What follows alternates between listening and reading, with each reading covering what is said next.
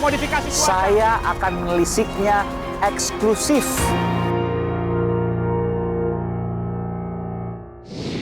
Mengantri vaksin. Mengantri vaksin kita kemana-mana ya. Kita terus.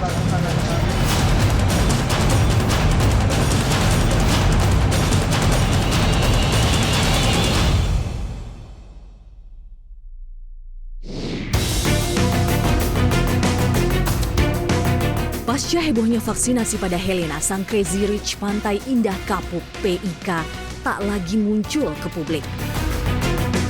Namun, kasusnya tak berhenti. Polisi tengah memulai menyelidiki. Helena diduga melakukan pemalsuan dokumen petugas kesehatan. Jika benar, bukan tak mungkin ada sanksi yang menanti. Dalam pasal 263 ayat 1 Kitab Undang-Undang Hukum Pidana menyatakan bahwa barang siapa yang memalsukan surat dan dapat menimbulkan kerugian diancam dengan pidana penjara paling lama 6 tahun. Soal serobot antrian vaksinasi pernah terjadi di Kanada. Vaksinasi disimpan sendiri oleh pihak dan keluarga yang berkuasa di Kanada, membuat pihak berwenang di Kanada menggelar penyelidikan serius soal ini. Organisasi Kesehatan Dunia WHO berulang kali mengingatkan vaksin diprioritaskan kepada kelompok rentan seperti tenaga kesehatan, lansia, hingga petugas pelayanan publik. There will be enough vaccine for everyone. But right now, we must work together as one global family to prioritize those most at risk of severe disease and death in all countries. Pemberian vaksin di Indonesia masih akan berlangsung paling cepat 1 tahun ke depan. Ada 7 produsen vaksin yang akan digunakan untuk pelaksanaan vaksinasi di tanah air, yakni vaksin COVID-19 produksi PT Bio Farma asal Indonesia. Bulan ini, Bio Farma mulai memproduksi 13 juta dosis dari bahan baku vaksin asal Sinovac Tiongkok. Vaksin AstraZeneca yang diproduksi di Inggris direkomendasikan para ahli independen kepada Organisasi Kesehatan Dunia, bahkan di negara-negara yang telah muncul varian virus corona baru. Lalu Sinopharm, vaksin buatan lembaga Beijing, bekerja sama dengan China National Pharmaceutical Group, telah disetujui untuk penggunaan publik di Tiongkok pada Desember 2020. Kemudian vaksin buatan Moderna asal Amerika Serikat. Vaksin ini diyakini dapat bertahan setidaknya 1 tahun. Selain Moderna, ada pula vaksin buatan Amerika Serikat lainnya, yakni Novavax, yang bekerja sama dengan Kanada. Vaksin ini disebut lebih mudah didistribusikan dan disimpan, lantaran dapat stabil dalam lemari es hingga 3 bulan. Lalu Pfizer dan BioNTech.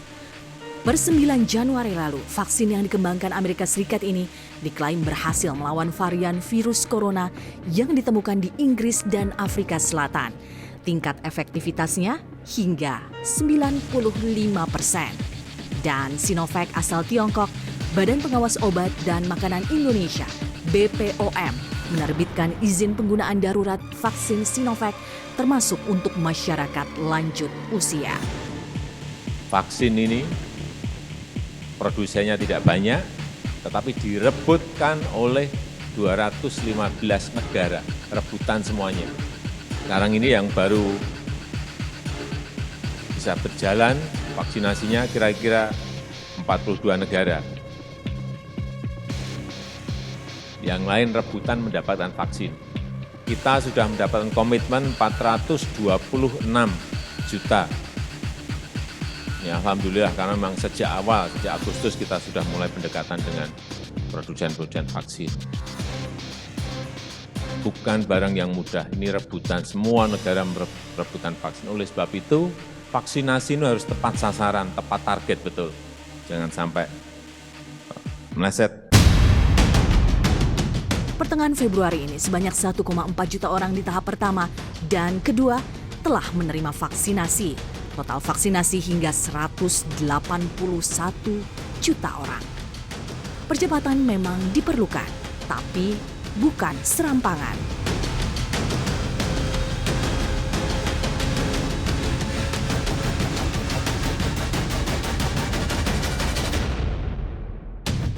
Agar aman dan adil, regulasi ketat tetap harus dibuat.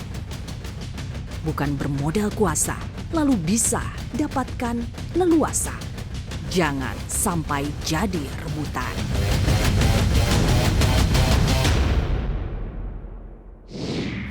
Saudara, investigasi dilakukan agar menghindari kejadian ini bisa berulang.